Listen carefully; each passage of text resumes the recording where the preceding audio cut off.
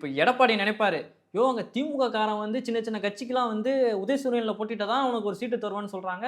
அத கேட்டுட்டு அந்த கட்சிக்காரங்கலாம் சீட்ட வாங்கிட்டு போயிட்டு இருக்கிறாங்க. நீ என்னன்னா உதயசூரியனுக்கு அடுத்ததா இருக்கக்கூடிய பரவலா எல்லாருக்கும் தெரிஞ்ச சின்னம் வந்து ரெட்டை இல. அந்த ரெட்டை இலையில போட்டியிடாம நீ என்ன தாமரையில போட்டியிடன்னு எடப்பாடி ஆதங்கப்படலாம். பட் எனக்கு என்ன தோணுதுன்னா, எப்படி சமத்துவ மக்கள் கட்சி தலைவர் சரத்குமார் வந்து என் கனவுல வந்து கட்சிய கலைச்சுட்டு பாஜகவோட சேர்ந்துருங்கன்னு சொல்லிட்டு பாஜகல அடுத்த நாளே போய் சேர்ந்தாரு.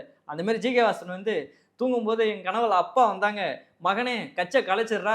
இப்ப நம்ம கட்சி வளர்றது நல்லது இல்ல. பாஜகவுல சேர்ந்துறது அதுதான் நமக்கு வந்து எதிர்காலம்." அப்படின்னு சொல்லி கனவுல வந்ததா சொல்லி போய் கட்சியில சேர்ந்திருக்கலாம். அதுக்கு எதுக்கு தமிழ் மாநில காங்கிரஸ்ன்னு ஒரு பேர வச்சு, அந்த கட்சி பேர்ல வந்து தாமரை சின்னத்துல போட்டிறதுக்கு என்ன யூஸ்? அதுக்கு நீங்க கட்சிய கலைச்சுட்டு போய் பாஜகல சேர்ந்துரலாம்ல. சரத்குமார் மாரி டீசென்ட்டா.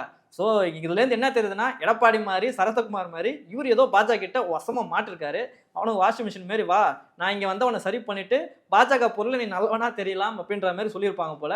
பாஜக கிட்ட அவரும் முழுசா சரண்டர் ஆயிருக்கிறது தான் இதுலேருந்து நமக்கு தெரியிற விஷயமே. இன்னொரு பக்கம் கும்பகோணத்துல வந்து இலைதான் ஆள வேண்டும், தாமரை ஆளக்கூடாதுன்னு சொல்லிட்டு, ஜி.கே. வாசனுக்கு ஒதுக்கப்பட்ட தொகுதியில போஸ்டர் அடிச்சு ஏடிஎம்கே ஆதரவாளர்கள் வந்து எதிர்ப்புகள தெரிவிச்சுக்கிட்டு இருக்கிறாங்க. ஸோ இதெல்லாம் பார்க்கும்போது ஏடிஎம்கே வந்து ஆல்ரெடி பாஜக கூட்டணி வச்சதுனால இழந்துட்டு இருக்கக்கூடிய மக்கள் செல்வாருக்கு மேலும் இன்னைக்கு சரிஞ்சிட்டு இருக்குது தான் இதுலேருந்து நம்மளால பார்க்க முடியுது.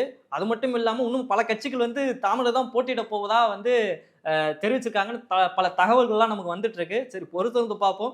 எத்தனை தொகுதிகள் வந்து தாமரைக்கு இன்கிரீஸ் ஆகிட்டு இருக்கு. எத்தனை தொகுதியெல்லாம் இன்கிரீஸ் ஆகுதோ அத்தனை தொகுதி தோல்வி தான் சந்திக்க போறாங்க.